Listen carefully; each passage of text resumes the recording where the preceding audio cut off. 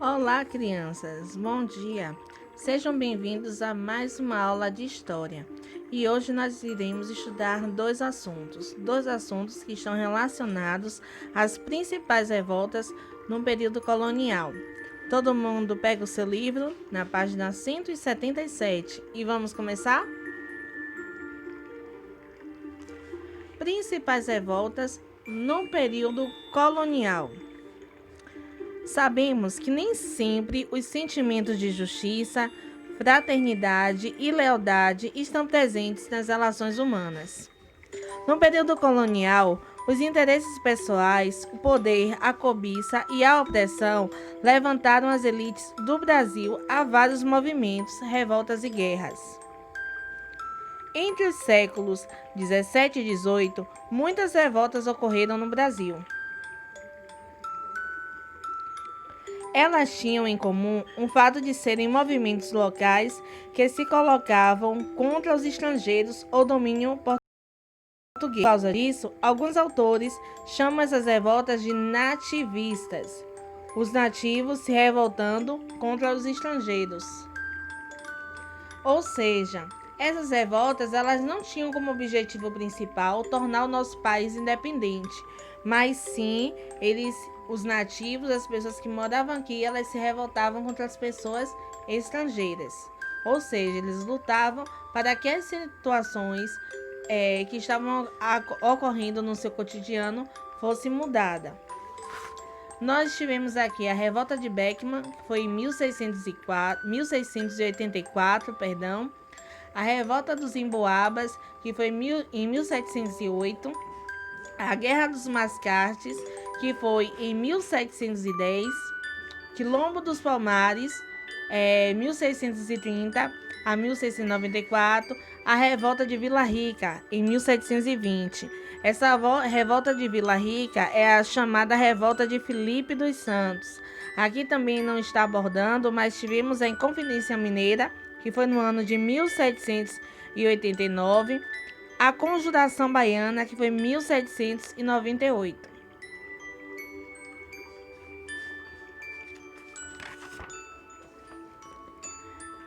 Vamos agora dar início para aprender mais sobre a Revolta dos Beckman, que durou somente um ano, que foi de 1684 a 1685.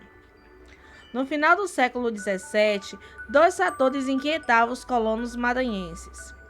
Primeiro, a atuação dos jesuítas impedindo a escravização dos indígenas e segundo, as atividades da Companhia Geral do Comércio do Estado do Maranhão, que monopolizava as relações comerciais da região norte do Brasil.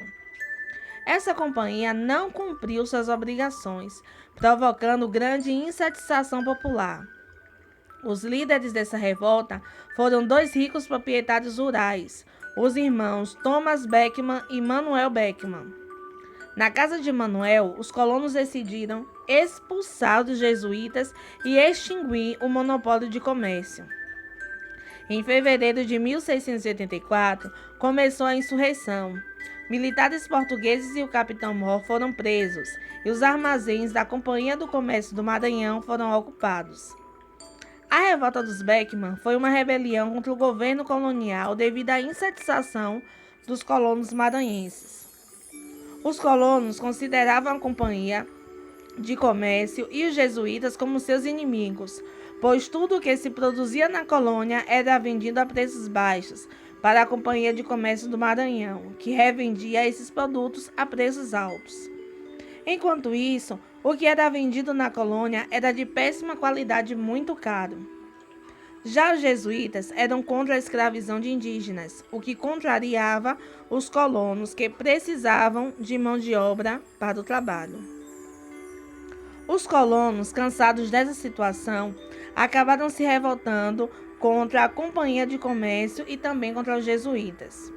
Os ricos proprietários rurais, Thomas e Manuel Beckman, lideraram esse movimento, que tinha como principal objetivos acabar com a Companhia de Comércio do Maranhão e expulsar os jesuítas.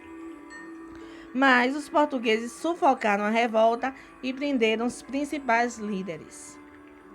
Manuel Beckman foi entregue às autoridades pelo próprio filho adotivo, Lázaro de Melo, e foi condenado à forca.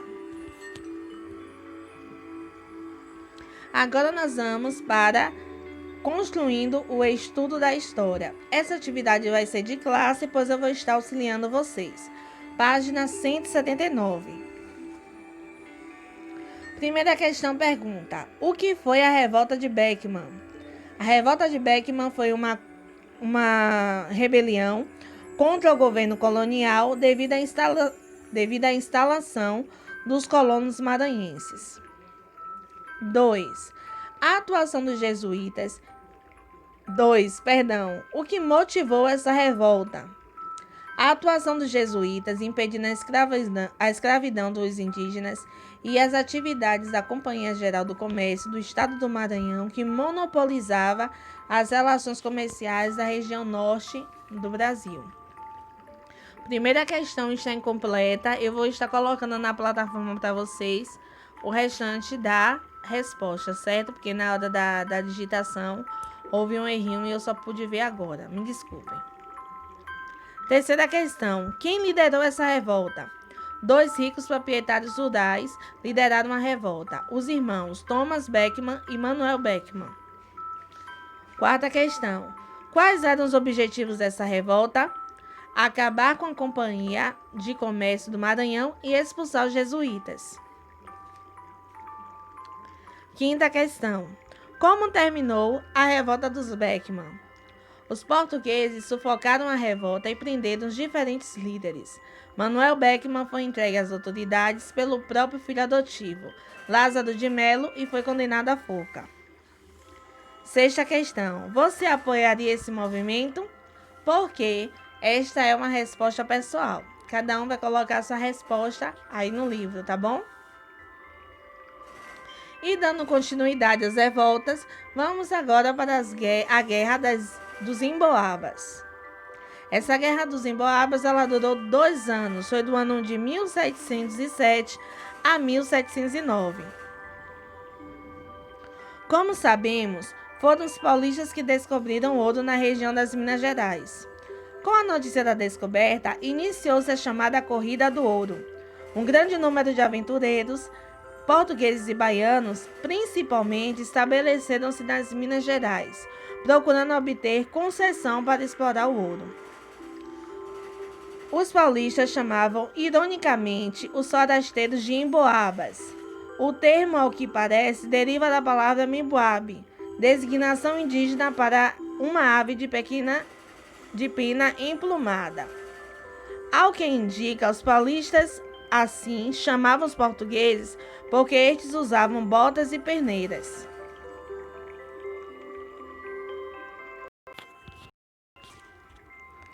Começou então o desentendimento pela posse das minas.